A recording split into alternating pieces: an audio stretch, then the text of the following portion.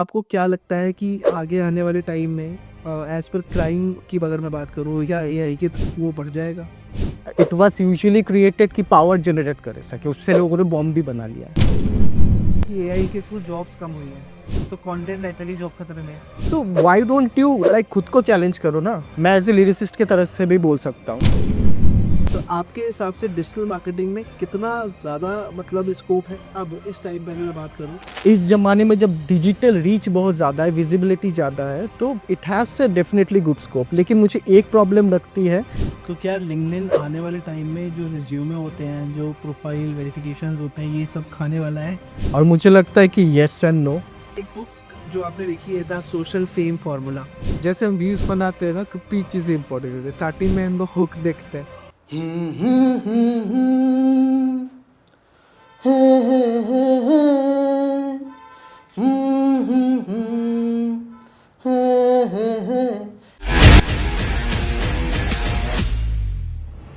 So hello everyone, मेरा नाम है आयुष और मैं हूँ टॉक विद फील का फाउंडर। जैसा कि आप सभी लोग जानते हैं, हमारे पॉडकास्ट में बहुत सारे लोग आते हैं, लेकिन जब खुद के जैसे किसी से मिलो तो लगता है कि कोई अपना है। और आज जिस टॉपिक पे हम बात करने वाले हैं वो बहुत ज़्यादा बूम होने वाला टॉपिक है, बहुत ज़्यादा मार्केट में आने वाला टॉपिक है।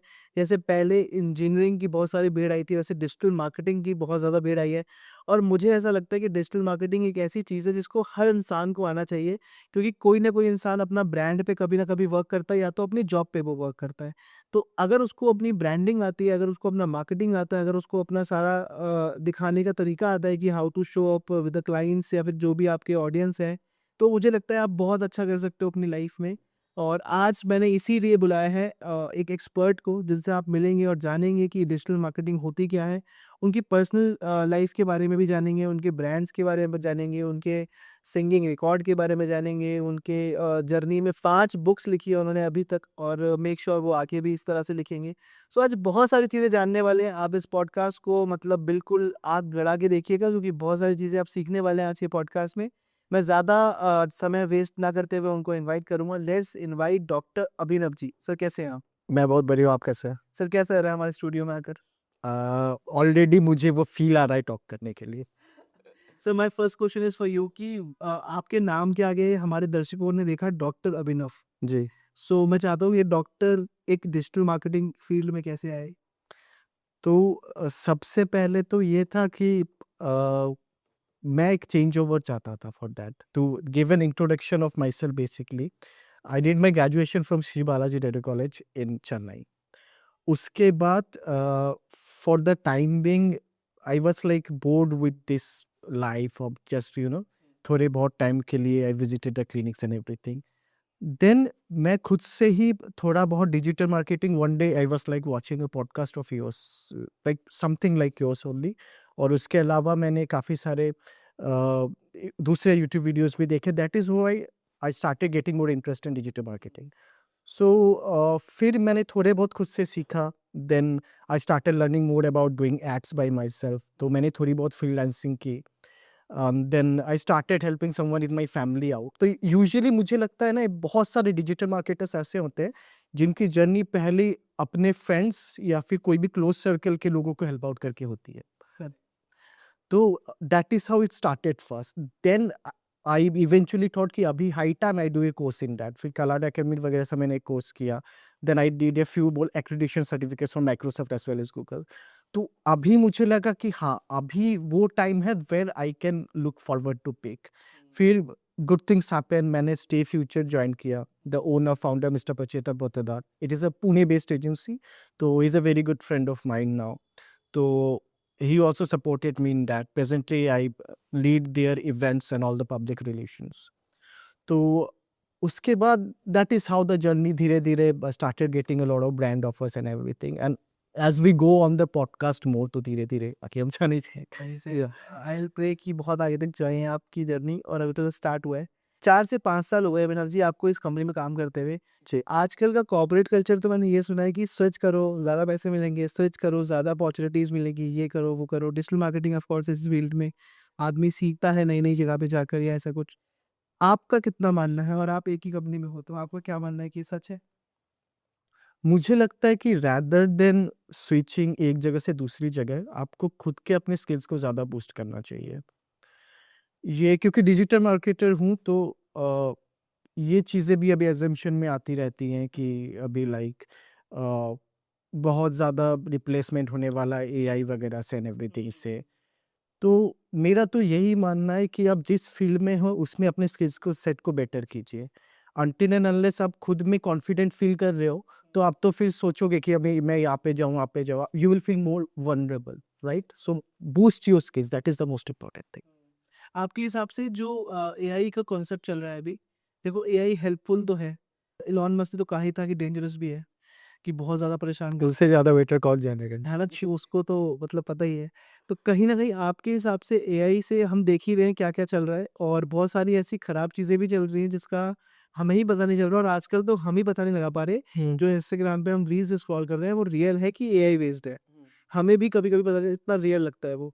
तो आपको क्या लगता है कि आगे आने वाले टाइम में एज़ पर क्राइम की अगर मैं बात करूँ, या एआई के थ्रू वो बढ़ जाएगा? That is a very good question to start with. मैं फर्स्ट एआई की जगह मतलब अगर आपसे क्वेश्चन पूछूँ या जनता से भी कि टेक्नोलॉजी एक बून है कि बेन है? ऑफ कोर्स, मतलब दोनों। दोनों ही हैं, तो हाँ, ठीक है? न्यूक्लियर वेपन्स भी बने हैं, हाँ। यूरेनियम वगैरह भी बना हुआ है, ठीक है? तो अगर कोई एक कुछ भी न्यूक्लियर रिलेटेड बनाता है तो उसमें भी टेक्नोलॉजी लगती है, ठीक है? इट वाज़ यूजुअली क्रिएटेड कि पावर जनरेट कर सके, उससे लोगों ने बॉम्ब भी बना लिया है ना? तो भाई आपके ऊपर है the way you look at it.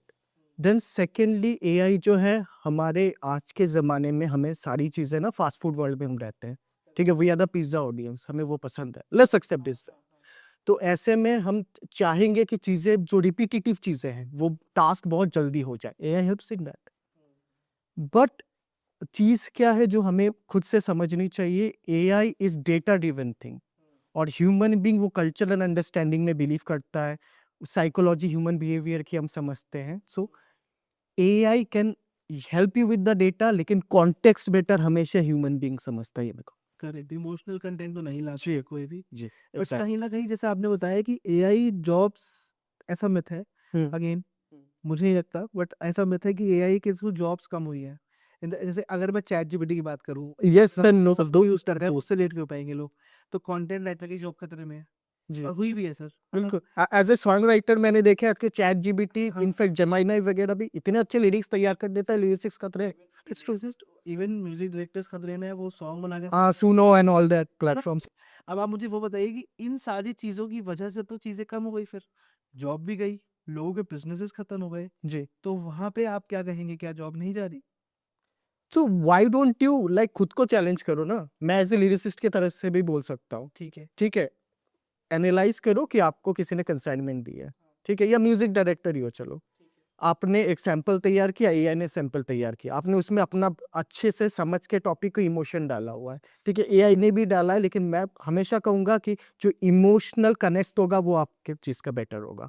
तो focus on your best what you do. अब जैसे अगर मैं बात करूँ फ़ील की, जो लोग चैट जीपीटी या इसमें नहीं कर पाते हैं, जो हमें इमोशनली या फिर जो भी मतलब हम निकालना है, वो हम नॉर्मली निकाल सकते हैं। बट कहीं न कहीं तो मुझे लगता है ये प्रॉफ़िट भी, अच्छी बात भी है कि हमारा टाइम बच रहा है इस चीज़ में। लेकिन बहुत सारे लोगों का इन चीज़ों की वजह से भी नुकसान हो रहा है। तो जिनका टाइम बच रहा है, उनके लिए आप क्या कहोगे कि मतलब उनके लिए तो एक अच्छी चीज़ है वो, और आगे हो सकता है इससे बेटर-बेटर चीज़ें आ जाएँ।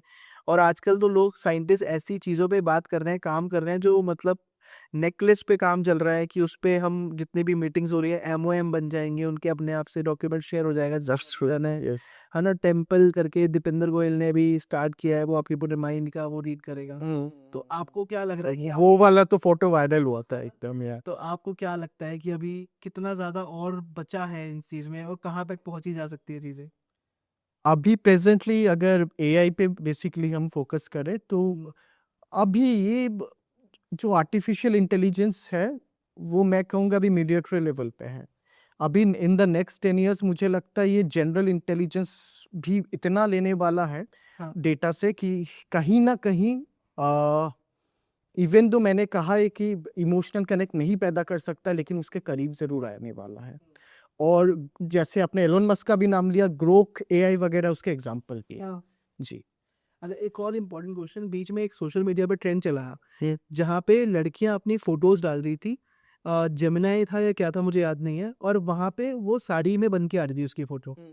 अच्छा, अचंभे की बात ये है, प्रॉब्लम ये है, मैं भी शॉक्ड हुआ वो देखकर कि एक लड़की ने उसने अपना फ़ोटो डाला और जिसमें उसने पूरे स्लीव्स पहन रखे हैं, उसके हाथ में यहाँ पे तिल था या मार्क था कुछ। और जब उसने साड़ी वाला पोस्टर दिया, उसमें उसके हाथ में कुछ नहीं था और लेकिन आप मानोगे नहीं, उसपे तिल था फिर भी। और मैं उस चीज़ को देख के बहुत शॉक्ड हुआ। तो डिटेलिंग। डिटेलिंग और मतलब इन द टर्म्स ऑफ अगर मैं डेटा की बात करूँ, डेटा होगा उसके पास में। ऑफ कोर्स पुरानी फ़ोटोज़ होंगी कुछ, इस वजह से आया होगा। अच्छा, अब मुझे जहाँ तक मतलब इस चीज़ में मैं इमोशनली नहीं कनेक्ट करना चाहता हूँ, मैं थोड़ा-सा टेक्नोलॉजी के एंगल से हाँ। फ़ोकस करूँगा, तो मुझे लगता है कि उसने प्रॉम्प्ट काफ़ी परफेक्ट दिया होगा। जनरली कोई अगर प्रॉम्प्ट पे देता है, वो चाहे चैट जीपीटी हो जाए, जेमिनी में, तो जैसे फीचर्स उसने चाहिए वो जैसे स्लीवलेस विदाउट वो सब तो डाले ही होंगे, साथ में ये भी मेंशन किया होगा आई थिंक कीप माय जो भी फीचर्स वगैरह है परफेक्ट। फेस का हम हमेशा ये मेंशन करते हैं, इनफैक्ट चैट जीपीटी भी आपको ये सजेस्ट करेगा कि keep my face with 100% accuracy और keep exactly without any change in the facial features और shape, without any distortion. But क्या एआई से डेटा का भी खतरा है? डेटा जो हमारा कलेक्ट हो रहा है, अब जो नई गाइडलाइंस भी आपको बिल्कुल, देख रही होगा, बांस बिल्कुल। के बाद से सारा डेटा गवर्नमेंट के पास में सेव हो रहा है कहीं ना कहीं, तो क्या ऐसा भी खतरा है हमारे personal? In the past data की वजह से ही तो कितने सारे, मुझे तो लगता है कि नेक्स्ट जैसे हम लोग वर्ल्ड वार की बात कर रहे हैं ना, अगर कोई वर्ल्ड वार होने वाला है तो वो नेक्स्ट डेटा की वजह से होने वाला है। जो भी मैं नाम नहीं लेना चाहूंगा कुछ चीज़ों के, बाद जो भी फाइल्स वगैरह निकलेंगे वो ये डेटा ब्रीचेस की वजह से होने वाले करेक्ट। और फाइल्स के नाम पे तो बहुत चीज़ें हो रही है। हैं। जी। अगला सवाल एक और ये है कि डिजिटल मार्केटिंग एक वो फील्ड बन चुकी है सर, जैसे पहले के टाइम पे इंजीनियरिंग की एक वो चली थी ना, एकदम भीड़ आई थी कि सब इंजीनियरिंग करवाने अपने घर वाले बच्चों को सब कुछ। और ऐसे ही अब डिजिटल मार्केटिंग की तरफ चल रहे हैं हम लोग कि हाँ वो कर लो। बहुत सारे लोग जिसको कुछ नहीं आ रहा है मानो तो वो फील्ड सीख रहा है, जान रहा है। वैसे इंस्टीट्यूट उन्होंने तो बहुत करोड़ों में कमा लिए। तो आपके हिसाब से डिजिटल मार्केटिंग में कितना ज़्यादा मतलब स्कोप है अब इस टाइम पे अगर मैं बात करूँ, और आगे अगर कितना ज़्यादा स्कोप बन सकता है, मतलब फ्यूचर में एआई के साथ अगर मैं जोड़ के बात करूँ तो? इस चीज़ को समझने के लिए हमें थोड़ा-सा इंजीनियरिंग क्योंकि आपने टॉपिक छेड़ा वहीं पे वापस जाते हैं। उस टाइम में आईटी सेक्टर में एक बूम होता था। तो सिमिलरली अभी जो वर्ल्ड है वो मास मीडिया क्या है, टीवी चैनल्स है, प्रिंट मीडिया है। अभी यार न्यूज़पेपर भी हम लोग ऑनलाइन ही पढ़ते हैं, let's be frank about it. तो इस ज़माने में जब डिजिटल रीच बहुत ज़्यादा है, विज़िबिलिटी ज़्यादा है, तो it has a definitely good scope. लेकिन मुझे एक प्रॉब्लम लगती है with digital marketing currently, anybody जो अभी थोड़ा बहुत एड्स लगाना सीख गया है, सोशल मीडिया प्रमोशन वगैरह करने सीख गए हैं, they call themselves digital marketer. You are a social media expert, it's a field of digital marketing. Digital marketing एक बहुत बड़ा हॉरिज़न है, जिसके अंदर पीआर ड्रिवन स्ट्रैटेजीज़ भी आती हैं। जिसके बिल्कुल, जिसके अंदर आप जैसे कंटेंट क्रिएट कर रहे हैं, एडिटिंग वगैरह सब कुछ आता है। कैसे आप उस चीज़ में अपनी एक मैसेज को पास कर रहे हैं, वो बहुत इम्पोर्टेंट है। जी। करेक्ट। एक मेरा अगला सवाल आपसे इम्पोर्टेंट ये भी, जब आप मार्केटिंग की अगर मैं बात करता हूँ डिजिटल मार्केटिंग की, तो हम कितने अमाउंट तक पहुँचा जा सकता है और कितने सालों में पहुँचा जा सकता है, अगर मैं सब लोगों के लिए ये बात पूछूँ तो? ओके, तो अगर आप किसी ब्रांड के साथ आपने सोच लिया है कि मैं इसी के साथ एसोसिएटेड रहूँगा, तो उनको आपका सैंपल्स या काम पसंद आया है, तो एनीवेयर मुझे लगता है कि 30 टू 35 के कोई अच्छा ब्रांड दे ही देता है। और अगर उसको ग्रोथ नज़र आती है, जब एक एज़ ए डिजिटल मार्केटर वो एक चीज़ अच्छे से हेल्प कर सकता है। कोई भी एक ब्रांड होता है, उसकी पोजीशनिंग बहुत इंपॉर्टेंट है आज के टाइम में। वही डिसाइड करती है उसको कितना कस्टमर ऑडियंस से अटेंशन मिलेगा। तो अगर डिजिटल मार्केटर उसमें हेल्प कर सकता है। लीड जनरेशन तो यार वो तो ऐसा टर्म है जो हर कोई किसी न किसी तरीके से कर ही लेता है। बट बहुत इंपॉर्टेंट है स्ट्रैटेजी वाइज़ पोजीशनिंग कैसे करते हैं ब्रांड को। क्वालिटी लीड्स मेंटेन करना डेफिनेटली। इम्पोर्टेंट होता है। एंड अगर मैं पूछूं कि कोई इंसान हमारा पॉडकास्ट सुन रहा है या कोई बच्चा हमारा पॉडकास्ट सुन रहा है, उसको अपनी डिजिटल मार्केटिंग जर्नी उसने कंप्लीट जस्ट अभी करी है, जिसे कहते हैं कोई कोर्स कर लिया उसने कंप्लीट किया, अब वो क्लाइंट्स चाहता है। सबसे इम्पोर्टेंट बड़ा रोल यही होता है कि पहले क्लाइंट आउटरीच कैसे करें। लोग पैसे कैसे देंगे। तो आपके हिसाब से, आपके 8 साल के करियर के एक्सपीरियंस के हिसाब से, हमें पैसा तुरंत कैसे मिल सकता है जो इंसान ने अभी स्टार्ट किया है? मैं तो जैसे मैंने स्टार्टिंग में भी कहा था, हर एक फ्रेंड या फैमिली मेंबर्स में आजकल स्टार्टअप का भी बूम्स चल रहा है। आपके फैमिली या आपके नेबरहुड में, even the people you grow up with या जिसके साथ आपने may be college life share किया हो, ठीक है?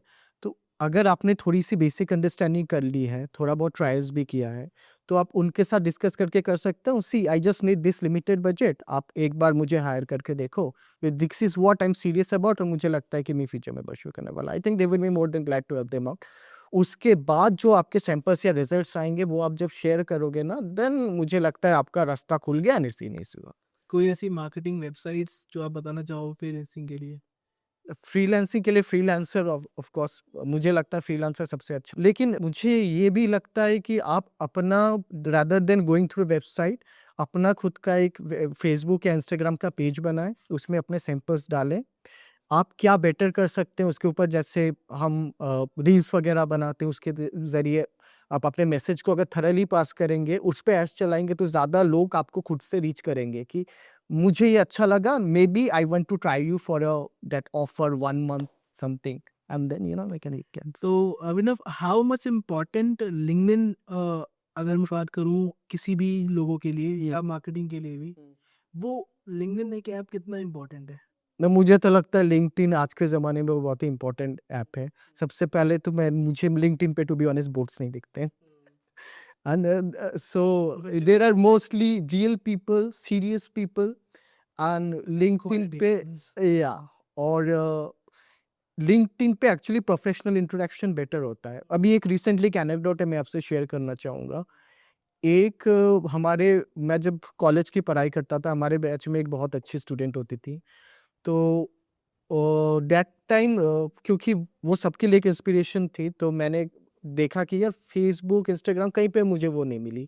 तो फाइनली मुझे वो लिंक्डइन पे मिली and I interacted with her also. तब मुझे लगा कि अगर उनके लिए भी this is the most important platform, so all the professional people are taking it more seriously than Facebook and Instagram. तो क्या लिंक्डइन आने वाले टाइम में जो रिज्यूमे होते हैं, जो प्रोफाइल वेरिफिकेशंस होते हैं, ये सब खाने वाला है?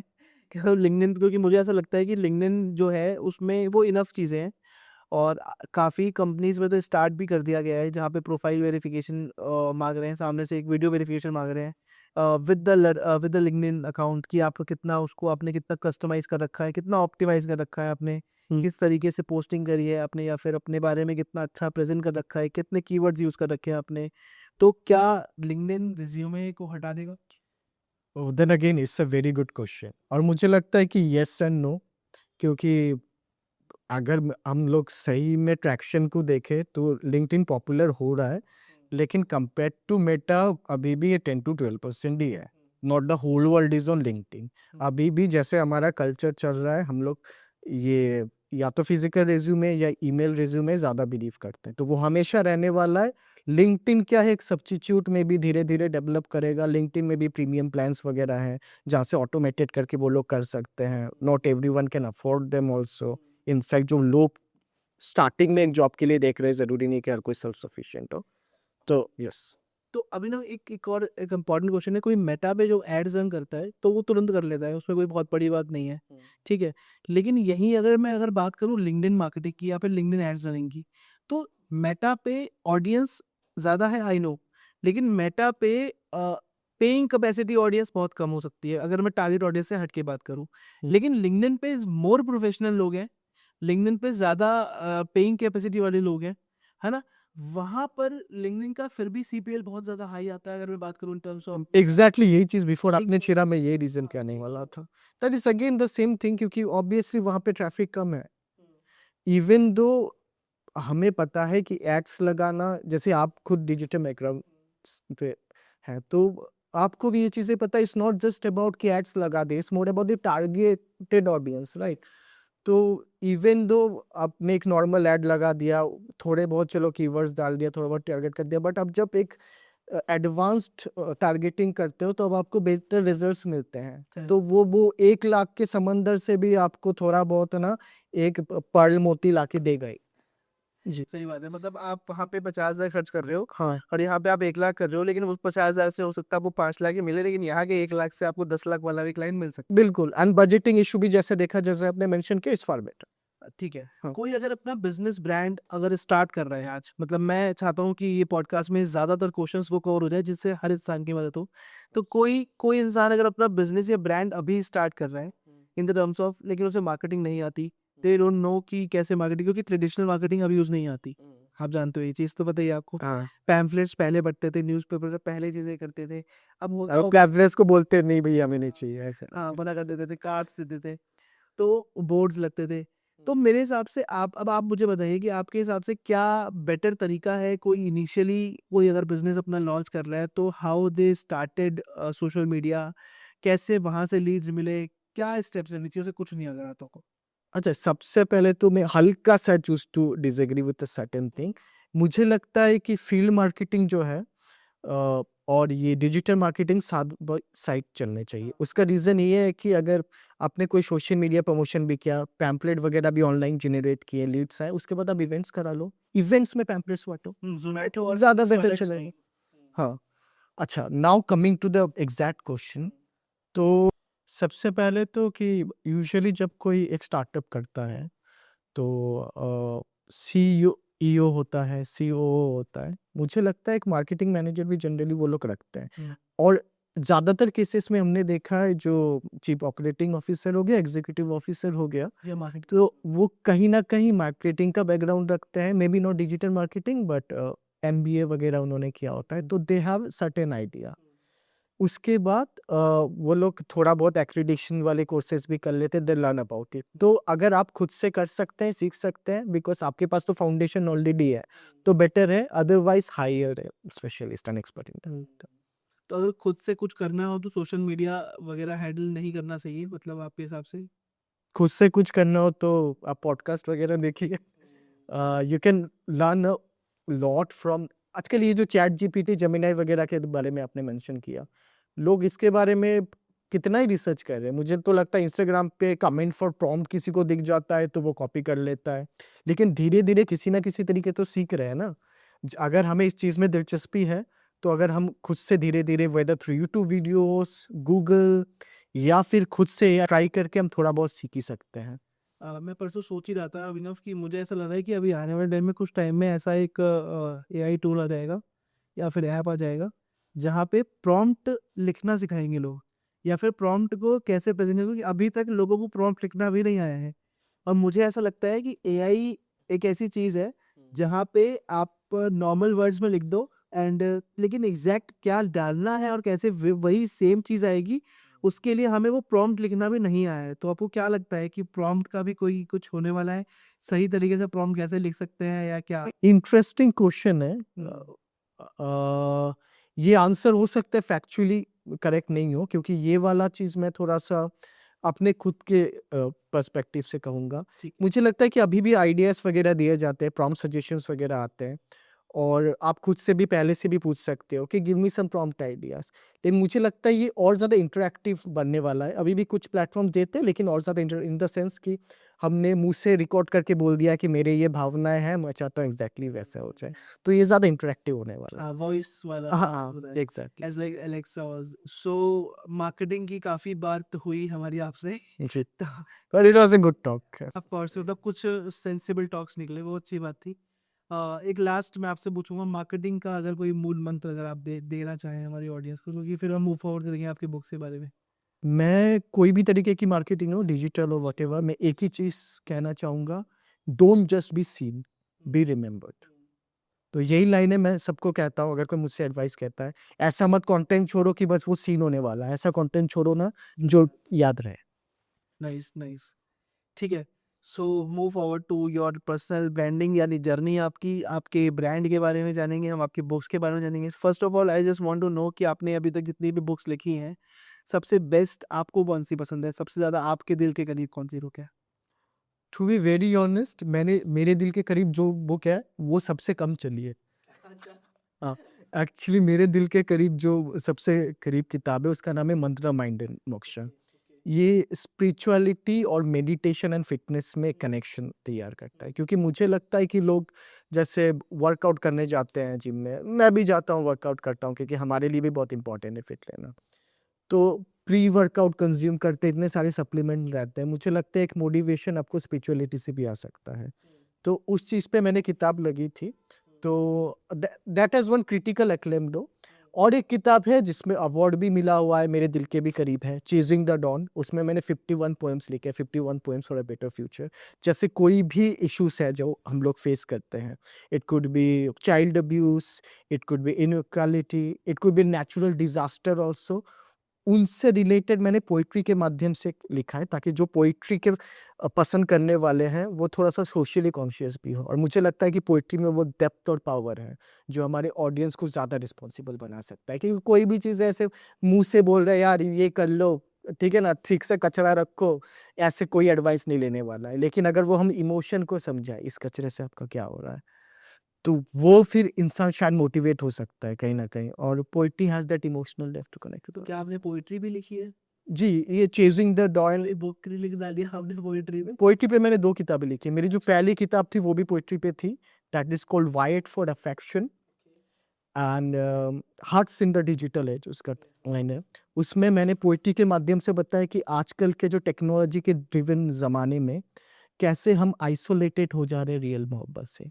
एक टाइम था जब चिट्ठियाँ लिखी जाती थी। मैं उतने पुराने ज़माने का नहीं हूँ, लेकिन फिर भी या फिर फ़ोन टॉक्स वगैरह ही होता था। Today it's all about chatting and everything. तो कोई भी प्लेटफ़ॉर्म हो, स्नैपचैट के ज़रिए मोहब्बत हो रही है, ठीक है? ट्विच पे गेमिंग प्लेटफ़ॉर्म पे मोहब्बतें हो रही हैं, ठीक है? आपको पबजी खेलते-खेलते के भी प्यार हो जाता है। तो how the things have changed, थोड़ा-सा मैंने इमोशनल भी दिया है, थोड़ा-सा आयरनिकल टेक भी दिया उसमें। पोएट्री के माध्यम से ये बताया गया कि कैसे इन सब चीज़ों से हम रियल लव को अट्रैक्ट नहीं कर रहे। इन सब चीज़ों को हम आर्टिफ़िशियल माध्यम से एक आर्टिफ़िशियल लव को ही कर रहे हैं। और ऐसे रिलेशनशिप ही हैं जो आजकल ज़्यादा जैसे दिक्कत है, आपने स्टार्टिंग में भी मुझे पूछा था कि डेटा ब्रीचेस वगैरह होती हैं इन सब प्लेटफ़ॉर्म पे, इस वजह से भी ज़्यादा होती है, because you are not able to understand true love. तो कोई पोएट्री अगर मैं आपसे पूछूं कि अगर हमारे दर्शकों को सुनाना चाहें तो कुछ सुना पाएंगे आप? जी पोएट्री तो नहीं, लेकिन एक शेर ज़रूर मैं सुनाना चाहूँगा, क्योंकि मुझे लगता है कि ये बहुत इम्पोर्टेंट है and that is for the digital marketers और कोई भी कुछ अकम्प्लिश करना चाहता है। अ, मंज़िलें उन्हीं को मिलती है जिनके सपनों में जान होती है। मंज़िलें उन्हीं को मिलती है जिनके सपनों में जान होती है। पंखों से कुछ नहीं होता, हौसलों से उड़ान आती है। बहुत बढ़िया, बहुत ही बढ़िया। अब हम अगर आपकी पोएट्री जर्नी होगी, पोएट्री से ही गाने लिखे जाते हैं कहीं न कहीं, मतलब उधर से ही आते हैं चीज़ें, है ना? और poetry in motion. Poetry motion. तो आपके हिसाब से जो गाने अब मैंने मतलब सुना आपके बारे में कि आपने गाने भी मतलब लिखे हैं जी, जी। और आप थोड़ा-थोड़ा गाते भी हैं कभी-कभी। बस वो जैमिंग सेशंस वगैरह। तो वो भी करा है आपने। तो मुझे बस ये पूछना है कि आप अपनी लाइफ़ पे इतनी सारी चीज़ें कैसे एक्सप्लोर कर पा रहे हो? डॉक्टर, उसके बाद फिर आपने डिजिटल मार्केटिंग में भी काफ़ी टाइम करा है, जॉब भी कर रहे हो एक कंपनी में, वो भी रेगुलर बेसिस पे, फ्रीलांसिंग प्रोजेक्ट्स भी करते हो, उसके अलावा बुक्स लिख डाली आपने 5-5 और अब आप सिंगिंग में भी आ गए। तो इतनी सारी चीज़ें पहले तो बताओ मेरे को मैनेज कैसे करते हो? तो सबसे पहले तो मैंने चीज़ों को तब करते हैं जब सब एक साथ कर रहे होते हैं। आप अगर मुझे दिल्ली से कोलकाता जाना हो तो मैं वही सामान पैक करूँगा ना, मैं गोवा वाला नहीं पैक करूँगा जिसमें मेरे से बीच वेयर भी रहेंगे। तो अगर मैं सबसे पहले तो one step at a time करता हूँ, ठीक है? डिजिटल मार्केटिंग का जो मेरा काम है वो हो गया है। Now I have some free time.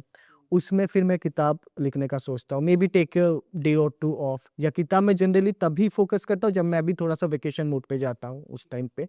तो one step at a time, ये आपको हर किसी की लाइफ़ डिफरेंट होती है, शेड्यूल डिफरेंट होता है, कैसे मैनेज करना है वो टोटली आपके ऊपर डिपेंड करता है। लेकिन मैं फिर भी कहूँगा सारी चीज़ों को एक साथ अगर आप फ़ोकस करने जाएँगे, आप खुद कन्फ्यूज़ हो जाएँगे और ये मेस्ड अप हो जाएगा।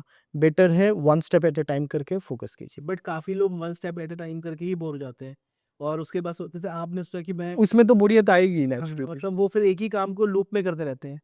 तो वहाँ पे क्या कहना चाहोगे उन लोगों से आप कि जो काम एक ही जॉब कर रहे हैं तो वो खाली उसी पे फ़ोकस्ड हैं, कुछ और काम कर रहे हैं तो वो हट ही नहीं पा रहे, कंफर्ट लेवल एक टाइम पे आ जाता है लोगों का। मैं तो यही कहूँगा अगर लूप में सुनना है मेरे गाने सुन लो, ठीक है, लेकिन लूप में दूसरी चीज़ें ना किया करो। कोई गाना आप मैंने आपके सुना कि आपने जुबिन गर्ग के साथ भी काम किया है। अनफॉर्चुनेटली लास्ट ईयर उनकी डिवाइस हो करेक्ट, गई। करेक्ट। तो व्हाट उनके इज़ लिए दिस? कोई मैसेज अगर आप अब he is not here, but if किसी भी माध्यम से लाइक मेरे और भी लोग हैं जो उनके पसंदीदा हैं या फैन्स वगैरह भी हैं उनके, ऑल ओवर द वर्ल्ड। तो दैट वी विल मिस वैसे काइंड ऑफ वॉइस जो एक टाइम था, जैसे उन्होंने, हम तो याली वगैरह, दिल तू ही बता, जाने क्या चन मन वाबड़ा वगैरह से जानते हैं। उसके पहले भी उन्होंने टोटल अराउंड 40,000 गाने गाए हुए हैं, जो बहुत 40,000, and that is a record in India जो गाए हुए हैं। क्योंकि रीजनल में like in north east he is a legend. Bollywood he had a few issues, तो उसके बाद उन्होंने छोड़ दिया। तो बीच बीच में करते थे but he was not focusing to it. Film making में भी आए, बट उनका जो वॉइस का स्केल था वो इंडिया में मैंने बहुत कम लोगों के पास देखा है। लाइक अगर इंडिया में बेस्ट अभी अगर देखा जाए तो मुझे लगता है बी प्राक का सबसे बेस्ट स्केल है। उस उनसे पहले मैं सुक्की जी का बहुत फैन था, तो सुखविंदर सिंह जी का बहुत अच्छा स्केल होता था। के unfortunately is also one of my favourite singers, no मोर।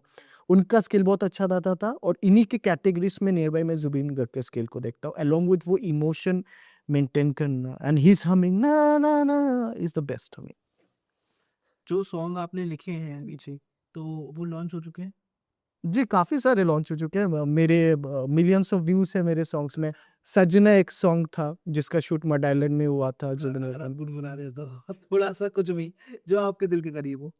मेरा लिखा हुआ गाना, ओके। सजना क्यों इश्क में हारा मैं हारा, सजना ये इश्क था जन्मों का यारा, सजना क्यों इश्क में हारा मैं हारा, सजना ये इश्क था जन्मों का यारा, सजना ना आई तू आई दोबारा, जिस दिल ने चाहा तुझको उसको रुलाया, जिस दिल ने चाहा तुझको उसको भुलाया। ये कहाँ मिलेगा ये गाना? मैंने तो हर दर्शक को ये बताओ कि ये टाइम्स म्यूजिक इंडिया से रिलेटेड है। टाइम्स म्यूजिक के ऑफिशियल चैनल, यूट्यूब चैनल पे हम देख सकते हैं। प्रेजेंटली 3 मिलियन व्यूज है इस गाने ठीक को। है, ठीक है। जी। बहुत ही प्यारा गाया आपने, और लाइन्स का कमाल लिखी है आपने। Thank you. बहुत ही ज़्यादा। यही मेरा सबसे क्रिटिकली अक्लेम्ड सॉन्ग था। तो इसके बाद लोग मुझे क्वेश्चन पूछते हैं, मेरे डीएम में आता रहता है, अच्छा आपके हार्ट ब्रोकन थे उस टाइम पे? मैंने ऐसी स्टोरी नहीं है, लेकिन music is about emotional depth. हाँ, हाँ। लेकिन ऐसे ऐसे वर्ड्स तो कोई उस जाकर ही उतर कर ही शायद सोच के लिख पाए। एक्चुअली ये जो गाना था मैंने जुबीन गर्ग जो थे सर को दिमाग में रख के लिखा हुआ था, क्योंकि मुझे उनके वॉइस में वो मैं पिया पिया पिया, तो उनके स्टाइल में ना ये थोड़ा सा ट्रेडिशनल एक टच बहुत अच्छा लगता है। तो इसमें भी आगे सजना गाने में कुछ लाइन है, प्रेम की राहें रुसवाही दे काहे, रागी ये दिल का जोगी सुनाए। तो ये सब राहें काहे थोड़ा बहुत traditional Orthodox style of song writing मैंने इनकॉर्पोरेट किया था। तो कभी-कभी हम सिंगर के स्टाइल को भी ध्यान में रखते हुए भी करते हैं, तो उससे और ज़्यादा इम्पैक्ट प वो अच्छा लगता है भाई। जी। आपके हिसाब से अगर मैं आपसे पूछूं कि आप किसको बहुत ज़्यादा बड़ा सिंगर मानते हैं, या आप अब नए में बात कर रहा हूँ मैं, पुराने तो मेरा रास्ता डिप्लोमेटिक रहेगा और हाँ। सहारा ही थे। तो किसको आप सबसे बड़ा सिंगर, या आपको कौन फेवरेट है जो सिंगर आपके आजकल के? ठीक है, मैं एकदम पुराने ज़माने से लेटेस्ट पे आता स्टार्ट हूँ। करते हैं, हाँ। तो सबसे पहले तो मैं रफ़ी साहब के अंदाज़ का बहुत बड़ा फ़ैन था। तो मेरे ख्याल से ज़्यादातर लोग ही हैं, हमारे मॉम डैड्स उनको आपको कुछ रफ़ी साहब थोड़ा सा कुछ है आपको? रफ़ी साहब का तो बहुत सारा ही हल्की सी अदाएं ऐसी जो उनकी, जो आपको बहुत अच्छी लगती हो, हल्का हल्का। हाँ, मतलब अभी ना जाओ छोड़ कर के दिल अभी भरा नहीं, वो जो मुड़कियाँ लेते थे कितना स्मूथली निकलता था यार। बिल्कुल, ठहराव is the perfect word which you mention. तो वो मुझे बहुत रफ़ी साहब में अच्छी लगती थी। देन उसी दौरान मुझे किशोर कुमार सर की वॉइस लगती थी। किशोर जी का मुझे ये अच्छा लगता था, वो स्टार्टिंग में तो वो सीखे नहीं थे। तो धीरे-धीरे इट वाज़ हिज़ थॉरर टैलेंट जिससे वो आगे बढ़े। लेकिन उनको म्यूज़िक की समझ इतनी थी ना, तो ऐसे बॉलीवुड में भी हमने देखा है कि बहुत सारे सिंगर आए हैं जो अभी भी टिके हुए हैं, अच्छा कर रहे हैं just because of their sense of music. और म्यूज़िक भी हमारे ऐसे मैं मानता हूँ कि 6 सेंसेस होते हैं, लेकिन म्यूज़िक 7 सेंस को भी हिट करता है। अच्छा। तो हमेशा मुझे लगता है कि कुछ जो थॉरर टैलेंट के साथ बॉर्न होते हैं, उनका जो सेवन्थ सेंस है वो थोड़ा-सा एक्टिवेटेड रहता है, जिसकी वजह से वो लोग बीट्स को, म्यूज़िक के सेंस को इतने अच्छे से समझते हैं कि अगर कोई प्रोफ़ेशनल ट्रेनिंग भी नहीं ले, वो एग्ज़ैक्टली उसको प्रोड्यूस कर सकते हैं अच्छे से। तो लेटेस्ट में सबका फ़ेवरेट अरिजीत सिंह तो इट्स अ सैड न्यूज़ कि अभी मेरा अगला सवाल वही था कि अरिजीत ने हाँ। मना कर दिया है प्लेबैक सिंगिंग के लिए। हाँ, तो म्यूज़िक इंडस्ट्री में बहुत सारे इश्यूज़ रहते हैं बिकॉज़ ये बहुत अच्छा सवाल है, अगर आप माइंड ना करें तो थोड़ा-सा टॉपिक से डाइवर्ट होके मैं इसके एक सब टॉपिक पे फ़ोकस करना चाहूँगा ज़्यादा। वो ये कि रॉयल्टी बहुत बड़ा इश्यू है म्यूज़िक इंडस्ट्री में, जिसके चलते जो बिगिनर्स को तो आप छोड़ ही दीजिए, जो ऐसे लोग हैं बहुत एस्टेब्लिश्ड है, इनके पेमेंट्स क्लियर होते-होते बहुत वक़्त लग जाता है। तो अगर बड़े सिंगर्स के साथ भी ये सब इश्यूज़ होते हैं, तो आप सोचिए कि एक बिगिनर जो सिंगर है, कोई भी एक या छोटे शहर का है, तो आजकल जो सिंगर्स हैं ज़्यादातर वो सबसे बैडली हिट हैं, कॉन्सर्ट्स पे ही रह गए हैं mostly, that is your earning opportunity. तो मैं रिकॉर्ड लेवल से भी ये रिक्वेस्ट करना चाहूँगा कि give them what is due, give them the respect they deserve, ठीक है? और ये वो चीज़ें जो अब रॉयल्टी वगैरह है ठीक टाइम पे, मुझे भी पता है कि एक के बाद एक म्यूज़िक वीडियोस आ जाते हैं, तो बहुत दिक्कतें होती है रॉयल्टी सेटलमेंट्स में। इंडिया में प्रॉपर्ली रॉयल्टी के ऊपर लॉयर्स वगैरह भी नहीं है।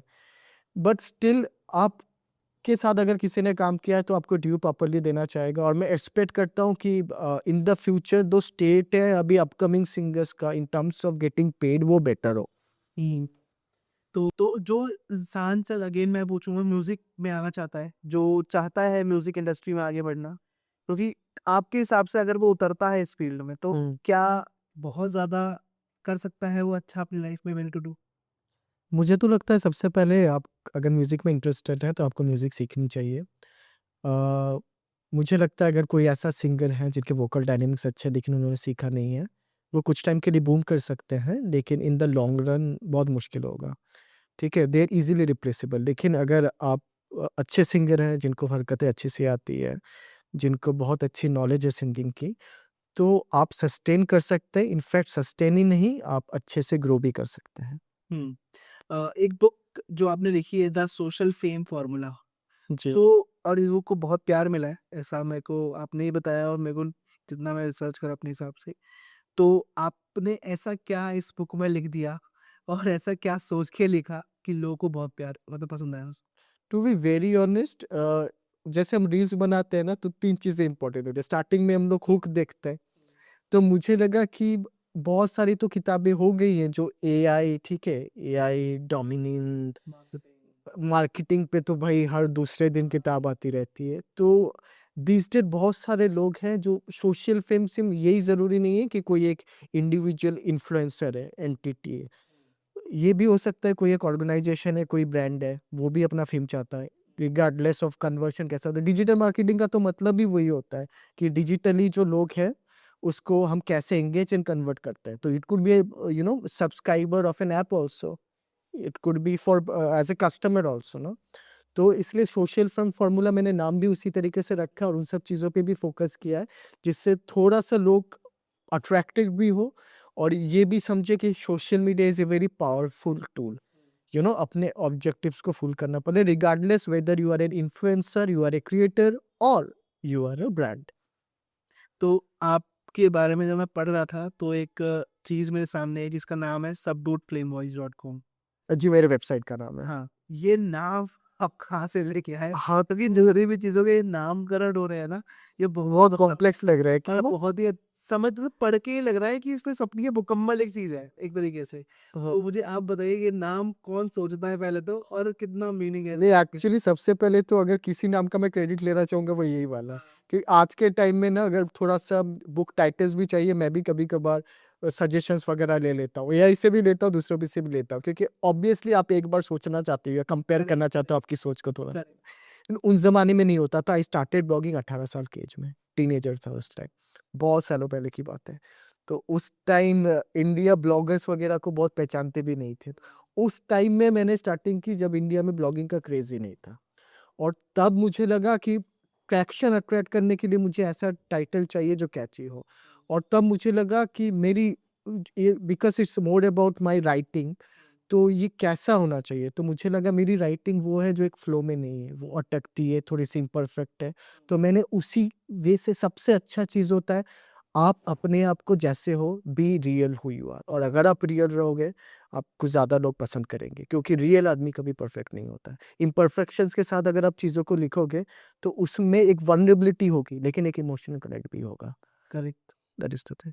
नहीं, नाइस। अगर मैं एक और मतलब मेन चीज़ जो आजकल लोगों में काफ़ी चीज़ें फैली हुई हैं कि बुक्स लोग लिख लेते हैं और मार्केटिंग के नाम से उनसे अंधा पैसा हो जाता है। और आप तो खुद एक बुक ऑथर हैं और खुद एक मार्केटर हैं, तो क्या राय देंगे उनको जो बुक्स लिख रहे हैं बेचारे? उनकी बुक्स को वो नहीं मिल पाता है, वो मार्केटिंग एक चरम सीमा जिसे कहते हैं। जी, मैं तो ख़ैर वग़ैरह एड मार्केटिंग वग़ैरह भी कर सकता हाँ, हूँ, but most people are not that lucky. है। और काफ़ी सारे ऐसे लोग होते हैं, इनफैक्ट मेरे फ्रेंड्स भी हैं, जिनका मैंने हाल ही फिलहाल में एक उसने लिखा था, एक फ़िक्शन ही लिखा था, लेकिन थोड़ा साइ-फाई था, और मुझे इतना अच्छा लगा, मुझे उसके एलिमेंट्स ऐसे लगे कि मतलब you can compare it to something international. मुझे लगा कि वाह! But not getting highlighted much. अब मार्केटिंग फिजिकल बुक्स की आपने जैसे मेंशन किया, इतना ज़्यादा, मतलब 3-4 चीज़ें यूजुअली हम लोग करते हैं, इवेंट्स वगैरह होती है। इवेंट्स वगैरह का बजट ही इतना वो ज़्यादा कोटेशन में देते हैं कि बहुत सारे लोग जो नए-नए स्टार्ट करते हैं, एक एस्टेब्लिश्ड ऑथर तो यार उसको तो रॉयल्टीज़ आ ही जा रही है, उसके लिए सीन सेट है। एक बुक चल गया, उसके बाद से बाकी जितने भी आप किताब लगाओगे उसका रास्ता हिट है। लेकिन जो थोड़ा-सा स्ट्रगल कर रहा है या उसको लगता है अपने में पोटेंशियल है, तो उनको बेसिकली मुझे लगता है कि अभी सबसे पहले 2-4 चीज़ें कर सकते हैं। एक तो आप फीडबैक्स लीजिए बुक के। इन्फ्लुएंसर ज़रूरी नहीं है कि जो सोशल मीडिया में जिसके बहुत सारे फॉलोअर्स हो वही हो। एक इन्फ्लुएंसर आपके फ्रेंड्स या फैमिली में भी कोई हो सकता है। अच्छा, मिनी इन्फ्लुएंसर्स को भी ले सकते हैं। बिल्कुल, उनसे करवाइए, उनको कैसा लगा है। नाइस। उनका भी एक सर्कल होगा। आपने लिंक्डइन की बात की उससे पहले, क्योंकि हम लोग फेसबुक और ये इंस्टाग्राम की तो बात करते ही रहते हैं। उससे धीरे-धीरे जब लोग थोड़ा अलर्ट होंगे, इस बुक का नाम जानेंगे, देन हो सकता है कि ऑर्गेनिकली रीच बढ़े। उसके बाद अगर थोड़े बहुत आपके पास सेविंग्स वगैरह है, देन इन्वेस्ट, ठीक है? उसके बाद आप जेन्युइन ऑर्गेनिक रिव्यूज़ की तरफ जाइए, एंड देन आप बहुत सारे सेमिनार्स वगैरह में हिस्सा ले सकते हैं, ऑथर्स के साथ डिस्कस कर सकते हैं। अगर कोई कनेक्शन में, ट्विटर पे एक बहुत अच्छी कम्युनिटी है राइटर्स की एक्चुअली, उसको राइटर्स कम्युनिटी कहते हैं, जो पोएट्स के पोएट्री कम्युनिटी में। और आप ये जान के हैरान होंगे कि ये वो कम्युनिटी है जिसमें अगर 5,000 फॉलोअर्स हुए तो फॉलोइंग भी 5,000 होती है। आपको तो आजकल के ज़माने में तो हम थोड़ा शो ऑफ में रहते हैं ना, कि भाई मेरे 50,000 फॉलोअर है, मेरे को 50 बंदे से ज़्यादा फॉलो नहीं करना है। तो आजकल तो इवन लोग खुद हाँ, फॉलोअर्स उनके होते हैं, 0 फॉलोअर्स पे बैठे होते हैं, मैं किसी को फॉलो नहीं करूँगा। मैं नहीं करूँगा, I am a big celebrity so I am not going to do that. तो ये इसलिए भी कहा जाता है, उन्होंने लगा कि 5,000 को मैंने फॉलो कर लिया, उसमें से 1,000 भी मेरा किताब ले लेते, पढ़ लेते, मेरे को तो फ़ायदा है ना, फॉलो करने का क्या जा रहा है? तो वो, और ज़्यादातर लोग मैंने वहाँ से देखा इस कम्युनिटी में, यूएस, ब्रिटेन वहाँ से है, इंडिया की भी कम्युनिटी है थोड़ी-सी, बट उतनी ब्लूम नहीं है। और वो जो एक किताब भी आई थी, रॉबी शर्मा लिखा था, 3 एएम क्लब वगैरह, तो काफ़ी अच्छी किताब है। हाँ, तो ये चीज़ है कि आप अगर दूसरे ऑथर्स को एनकरेज करेंगे, एकदम शॉर्ट में क्रिस्प में अगर रिप्लाई करूँ, तो चांसेस है वो भी, that good karma comes back to you, और आपका एक लास्ट में कुछ टॉपिक्स पे बात करना चाहता हूँ आपसे। एक तो कि अगर आप तक लोग पहुँचना चाहें for the terms of marketing या for the terms of experience आपका पूछना चाहें या फिर आपसे बात करना चाहें, तो कैसे पहुँच सकते हैं? सबसे पहले तो मैं अपने ईमेल्स रेगुलरली चेक करता हूँ, और जनरली डिजिटल मार्केटर्स की हैबिट होती है। तो ईमेल में मैं बहुत ज़्यादा रीचेबल हूँ। उसके अलावा आप मुझे डीएम भी कर सकते हैं। डीएम में भी बहुत ज़्यादा चांसेस हो गए, लेकिन जैसे फ़िल्टर्ड होते रहते हैं, हो सकता है सारे मैसेजेस मैं ना देख पाऊँ। So I will ideally suggest आप मेरे ऑफ़िशियल ईमेल पे भेजो, otherwise social media is always there. Okay. And मेरा अगला सवाल आपसे ये है कि जैसे अब हम स्पिरिचुअलिटी की तरफ काफ़ी आपका भी ये मेरा पसंदीदा टॉपिक है ना? स्पिरिचुअलिटी के ऊपर और महादेव के ऊपर अगर मैं बात करूँ है। जी। कि कहीं न कहीं ब्रह्मांड के सबसे सबसे पहले ऑफ़ कोर्स शादी भी उन्हीं की हुई थी हमारे ब्रह्मांड में। सबसे पहले उन्हीं की वजह से ही एक चीज़ें आगे बढ़ी। तो शिव और शक्ति जिसे कहते हैं, उनका ही हुआ था विवाह। और महादेव एक ऐसे अ, आइडल है मैं कहूँगा, या एक ऐसे वो हैं जिनके पास में सब कुछ खतरे वाली चीज़ें। फॉर एग्ज़ाम्पल साँप या फिर मतलब he is Aghori, the Lord of है डिस्ट्रक्शन ना? ऑफ काज़ेस। अघोरी और वो पर्वत पे बैठना, है ना? बहुत सारी ऐसी अपने आप को कठिन बना के चीज़ें रखी हुई हैं उन्होंने, है ना? तो आपके हिसाब से उनकी लाइफ़स्टाइल से हम या फिर उनके जो हमने सुना है जितना, उनसे हम क्या सीख सकते हैं? आप कितना सीखे उनसे? वो मैं जानना चाहूँगा। So talking about Mahadev, as we all know कि अगर ट्राइनिटी की ही बात करें, थोड़ा सा हिंट दे तो Brahma is the creator, Vishnu is the preserver, and similarly Mahadev is the destructor, because कोई भी नई चीजें एवोल्यूशन हो या बिगिन हो तो डिस्ट्रक्शन की भी जरूरी है, राइट। तो गुड थिंग्स टू बिगिन। अच्छा, तो विष्णु जी को भी अवतार लेके यहाँ पे आना पड़ता था अलग अलग रूप में, ठीक है। बहुत सारी चीजों को हम जैसे दुनिया में एक टर्म यूज करते हैं मोह माया, उससे भी एसोसिएट करेंगे, लेकिन महादेव का जीवन it was totally different, right. हम इन सब चीज़ों को इसलिए भी एसोसिएट करते हैं क्योंकि इट्स नॉट अबाउट, एक सवाल आता है दिमाग में कि अ, हम बहुत ज़्यादा महादेव के भक्त हैं, मैं खुद भी हूँ। अगर मैंने खुद से सवाल पूछा है, कोई मुझसे पूछता है कि क्या महादेव हमको सुन रहे हैं, तो मेरा जवाब एक ही रहेगा, आप इसलिए मत महादेव की भक्ति करो कि वो हमको सुन रहे हैं कि नहीं, आप इसलिए भक्ति करो कि आपको लगता है वो सुन रहे सही बात है। हैं, and that is how to devote us. अगला एक most important and tricky question, आपके हिसाब से राम जी और कान्हा जी, उन दोनों में क्या फ़र्क है? अच्छा, तो सबसे पहले राम जी और कान्हा जी का युग भी डिफरेंट था, हाँ, ऑफ ठीक है। कोर्स मैं इसके हाँ, तो जैसे जैसे युग बढ़ता गया, ठीक है, तो वैसे वैसे ह्यूमन बीइंग में थोड़ा सा और एलिमेंट्स आने लगे, ठीक है। पूरा सतयुग से लेकर कलयुग की बात तो अभी मैं नहीं करूंगा, या may be toward the end of the podcast. तो इंसान और ज़्यादा चीज़ों से एक्सपोज होने लगा, ठीक है, बहुत सारे फॉर्च्यून्स देखने लगा, फूड हैबिट्स चेंज होने लगी, तो कल्चरल चेंजेस भी वैसे आने लगे। तो है तो वो हमारे विष्णु जी के ही अवतार, बट दोनों में थोड़ा कल्चरल डिफरेंसेस हैं। फिर जैसे ब्रॉट अप हुए, और दोनों की स्टोरी पैरेलल मैं कहूँगा। एक तो राम जी ही वाज पहले ही वाज फॉर्च्यूनेट इनफ कि वो ऐसे एक लुक्रेटिव फैमिली में होंगे, फिर धीरे धीरे उनके लाइफ में बहुत सारे स्ट्रगल हुआ। कृष्णा का तो उल्टा था ना, तो ना कान्हा जी तो पहले उनके लाइफ में इतने सारे स्ट्रगल थे, ठीक है, उसके बाद वो धीरे धीरे फाइनली उन्होंने वो राजत्व को हासिल किया, द्वारकाधीश बने, then it eventually came into an end, उसकी भी लॉन्ग स्टोरी थी। लेकिन अगर दोनों को देखा जाए लाइफ में बहुत सिमिलरिटीज है, लेकिन ऐसा लग रहा है कि इनका लाइफ एक इनवर्सली प्रोपोर्शनल चल रहा है। यूनिवर्सली वो होते हैं, डायरेक्टली तो बिल्कुल अलग हो जाएगा। हाँ, मैंने कहीं सुना भी था, मतलब मैं आपसे पूछूंगा अभी कि इस पे आप कितना एग्री करते हो कि मतलब मेजर डिफरेंस अगर मैं बात करूँ राम जी और कान्हा जी के ऊपर, तो राम जी सिखाते हैं कि मर्यादा में रहते कैसे हैं, और कान्हा जी सिखाते हैं कि मर्यादा में लगते कैसे हैं। तो आपके हिसाब से कितना सच है ये? मतलब क्योंकि कहीं ना कहीं कि कृष्णा जी ने सिखाया है कि शस्त्र भी जरूरी है, कभी कभी अपनों के खिलाफ भी लड़ना पड़ेगा, और राम जी अपनों के लिए मतलब उन्होंने कभी मतलब हमेशा शास्त्र के हिसाब से चीजें करी, मतलब कभी भी वैसा नहीं करा। जहाँ तक स्पिरिचुअलिटी का टॉपिक है, मैं मतलब इस चीज़ पे मिथ्स पे नहीं बिलीव करता हूँ, या फिर जो पॉपुलर नोशन में है चीज़ें। क्योंकि मुझे लगता है किताबें हमेशा ग्रंथ पे ये स्पिरिचुअलिटी सॉरी हमेशा किसी टेक्स्ट पे बेस्ड होनी चाहिए। ज़्यादातर इस दुनिया में प्रॉब्लम्स भी चल रहे हैं डिफरेंट रिलीजियंस को लेके, क्योंकि ये लोग टेक्स्ट को सही से समझ नहीं पाते हैं। अगर आप टेक्स्ट को सही से नहीं समझोगे, आपके जो थॉट्स होंगे या सोचने का तरीका होगा वो ऑल्टर्ड होगा, या थोड़ा सा करप्टेड भी हो ठीक सकता है। है। तो अगर टेक्स्ट को आप अच्छे से फॉलो करोगे, राम जी को मर्यादा पुरुषोत्तम कहता है, ठीक है। ये महाभारत की जो लड़ाई थी, उसमें कौन था अर्जुन का सारथी? कृष्णा ही थे ना, उन्होंने अपना पूरा रूप भी दिखाया था और सारे एडवाइसेस बात किया। भगवत गीता में भी उन्हीं के ऊपर फोकस है। तो ये कंपैरिजन हम कर ही कैसे सकते हैं, ठीक है। करेक्ट। एक आखिरी क्वेश्चन इस पॉडकास्ट का, मैं ये लेना चाहूँगा कि और ये पूरे पॉडकास्ट से बिल्कुल अलग है, लेकिन हम बात नहीं करेंगे तो मुझे लगा कि हम मतलब कोई भी क्यों ही करेगा, किसके लिए कौन कब खड़ा हुआ फिर। अभी हम न्यूज़ में देख रहे हैं कि बहुत ज़्यादा चर्चा चल रही है, और जितने भी बड़े बड़े लोग हैं एप्सिल फाइल्स के ऊपर, तो लग रहा था क्वेश्चन आया just. Just want to know कि जितनी चीज़ें चल रही हैं मार्केट में अब, और ये सब डेटा ड्रिवन चीज़ें हैं जो अब धीरे धीरे खुल रही हैं, है ना?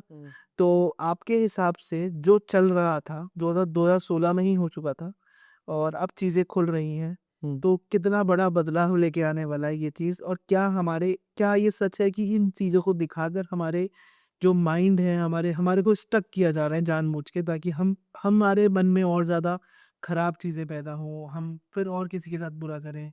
तो ये आप क्या सोचते हैं इस बारे में? बेसिकली आप डेटा ब्रीचिंग के बारे में ऑफ पूछना कोर्स। चाहते हैं?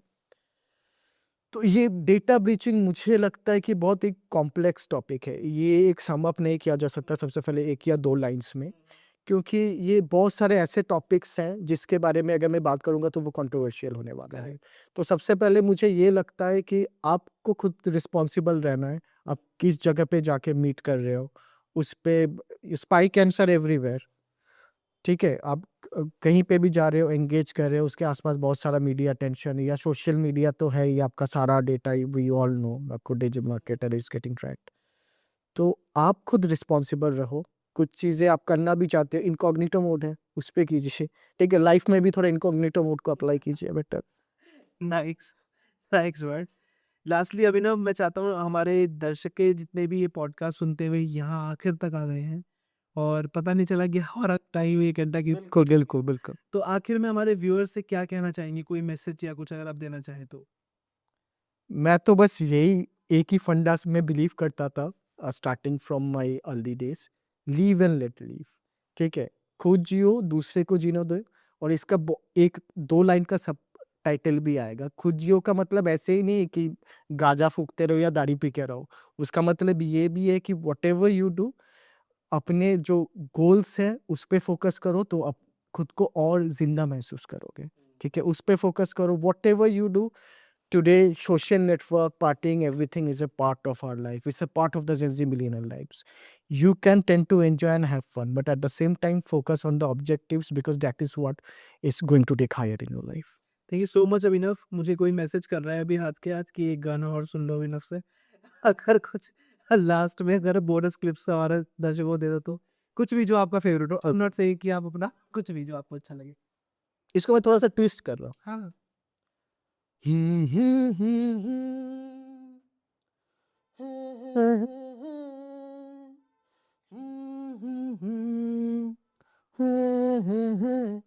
एक अजनबी होस्ट से यूं मुलाकात हो गई, फिर क्या हुआ ये ना पूछो, कुछ ऐसी बात हो गई। Thank you topic.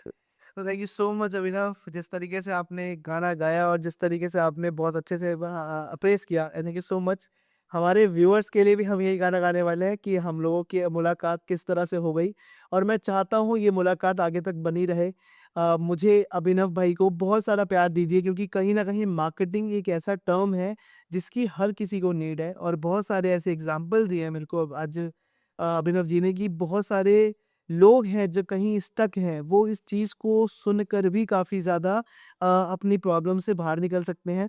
And I will definitely share a link, website link in the description also, कि अगर किसी को कोई भी सवाल रहता है फिर भी, तो आप अभिनव सर से मैसेज कर सकते हैं, उनसे बात कर सकते हैं, क्योंकि एक पॉडकास्ट में जितना हम जितना मैक्स निकाल सकते हैं सर से, उतना हमने निकालने की कोशिश करी। लेकिन फिर भी कुछ रह गया हो तो आप डेफिनेटली क्वेश्चंस अपने कमेंट्स में लिखिएगा। मुझे या सर को जैसे टाइम मिलेगा वो डेफिनेटली आपको उसके आंसर्स देंगे। अदरवाइज सर के साथ आप इनफैक्ट मैं दोबारा भी आना पसंद करूंगा अब इस जो पॉडकास्ट जो में। क्वेश्चंस रह गए होंगे ना, वो हम डेफिनेटली सेकंड एपिसोड में शूट करेंगे। एंड फिर भी किसी को कोई भी प्रॉब्लम हो, अभिनव सर से पूछिए। And I will recommend to all the entrepreneurs, students, सबको, ताकि एक सही लोगों को सही चीज़ मिल जाए। वो इम्पोर्टेंट है, क्योंकि बहुत कम लोग ऐसे होते हैं जो आपको लॉजिक्स के साथ में आंसर्स देते हैं। तो सर ने जितनी भी बातें करी, तो उन सबके पीछे एक लॉजिक था, एक रीज़न था, और वो मुझे लगता है बहुत ज़्यादा कमाल है। So once again thank you so much sir for coming our show. I hope ये पॉडकास्ट बहुत अच्छा जाए एंड जितने भी लोग इस पॉडकास्ट को प्लीज़ बहुत ज़्यादा प्यार दीजिएगा, इस पॉडकास्ट को बहुत ज़्यादा शेयर करिएगा। Thank you so much sir for coming our show. Once again thank you so much. हमारे को पॉडकास्ट पे, चैनल को सब्सक्राइब रखिएगा एंड सर के चैनल पे जाइए, सर को बहुत प्यार दीजिए, ताकि हमें भी मोटिवेशन मिले और हमारे साथ सर वापस से शूट कर। तो thank you so much sir, thank you so much.